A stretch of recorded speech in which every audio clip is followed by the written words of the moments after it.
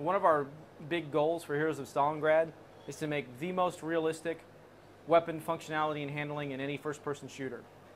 So if you're familiar with the first Red Orchestra, you know that we have this system called free aim. There's no crosshair, and the weapon is able to be moved around independent of the player's camera. And then the bullets will go exactly where the barrel of the gun is pointed, not the center of the screen. This allows you to have a realistic challenge while shooting at people without aiming. What we've done for the new game is extended this system to work with in the aiming mode. So you can see the weapon move slightly independent of the camera, and this is really good if you're trying to scope out enemies at a certain area. You can actually move the gun down out of your view a little bit and then back up to take your shot without losing sight of the target. One of our big goals for Heroes of Stalingrad is to make the most realistic weapon functionality and handling in any first-person shooter. The player can lock onto cover objects throughout the world. They can move along the cover without exposing themselves.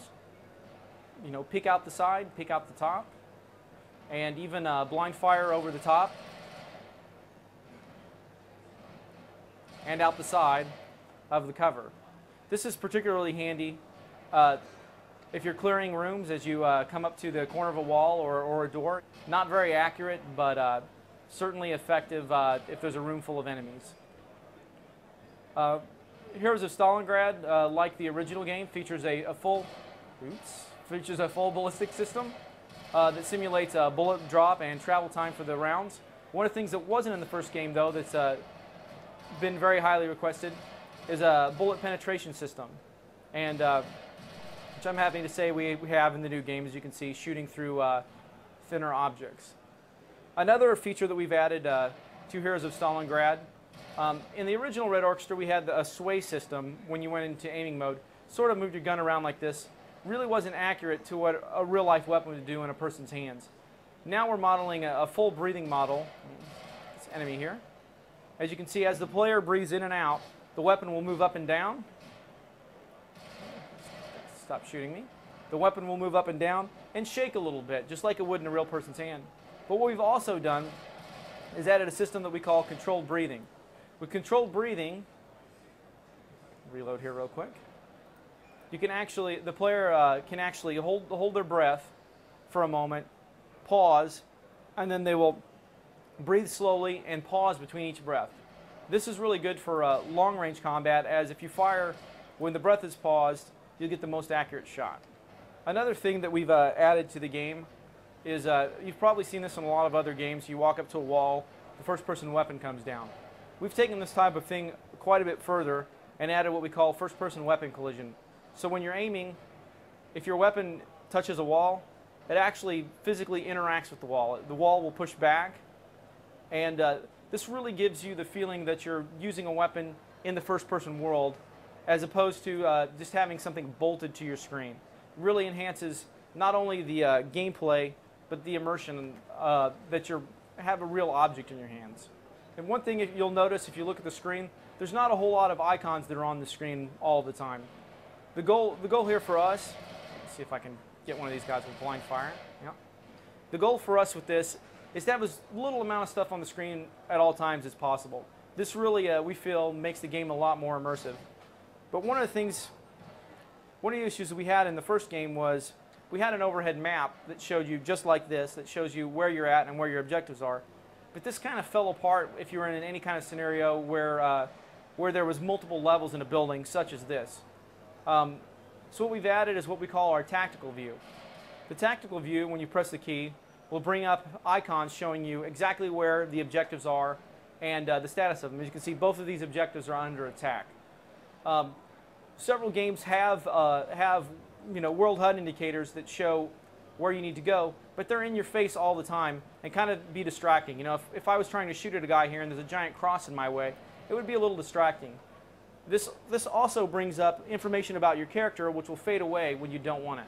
We call this system HUD on demand, and this really gives you the information when you want it and need it, but not when you don't want it. Bipod-mounted machine guns were also featured in the first game, but there were, one of the complaints about the system was they were kind of difficult to deploy onto objects in the world. So we've With the new game, we've made a lot of improvements to the system to make this very easy to use and make the bipod machine guns a lot more useful. So in the first game, for instance, if I wanted to deploy on this object, I would have to look at it at just the right angle. It was kind of fiddly. Now you just walk up to any object in the world, press your zoom key, and the player will lock right on. Even if you're not looking right at it, it will lock right on to that object. And you can just walk away when you're done using it. This makes the weapons a lot easier to use. Another new function that we've added is our camera movement with the bipod deployment. In most games, when you deploy a weapon like this, including the original Red Orchestra, it kind of looks like you're moving the weapon around, it's floating in your hands. When in reality, it should move more like this. And no game has really done this before with a portable weapon. It's actually very difficult to implement. But as you can see, the weapon moves just like it should in real life. This isn't just a visual thing, though, as I'll show you here. If you were deploying on this in most games, you'd be sitting here, and when you aim down, your weapons kind of go down into the object. But in Heroes, since the camera moves up just like it should, you can actually fire down onto lower levels and get the proper view that you really should have. You know, the great thing about all of this stuff is, while it's making the game more realistic, what we really feel like is making the game more realistic. In this way, we're actually making it easier to play because we're giving you easier functionality to do things that are easy to do in real life. Now I'm going to switch over and show you another game type called Skirmish. This game type's all new for Heroes of Stalingrad. The premise of this game type is you have an AI squad of 3 fire teams, and you're placed into an environment with randomly placed enemies. And your goal is to use your AI fire teams to move through the level and kill every enemy that's in the level. Now the great thing about this is it's very quick to just essentially jump in and get some kills and have a little bit of fun. But this can also be played offline in single player or online in co-op with your friends taking the roles of the other soldiers in the squad. As you saw in the previous demo, you can give the player can give high-level tactical commands such as attack an objective, defend an objective, and the AI will figure out where to go and how to attack or defend those objectives.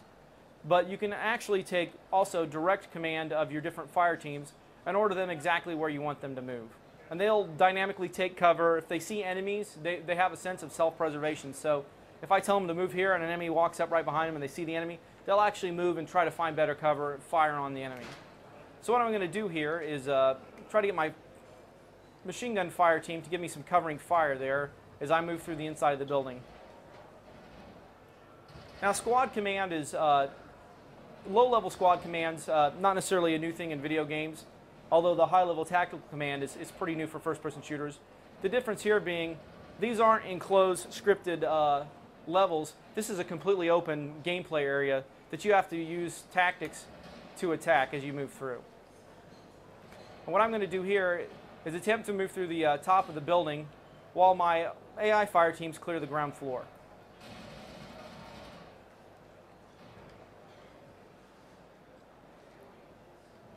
Looks like we'll clear up here. Assault team downstairs.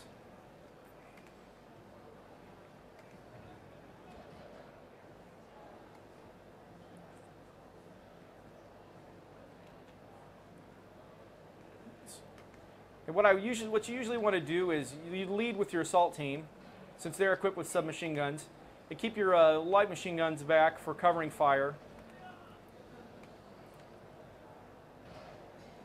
And your rifle teams are also better used for long-range fighting, particularly outdoors. As you can see there, my assault crew moved up and cleared out the German downstairs.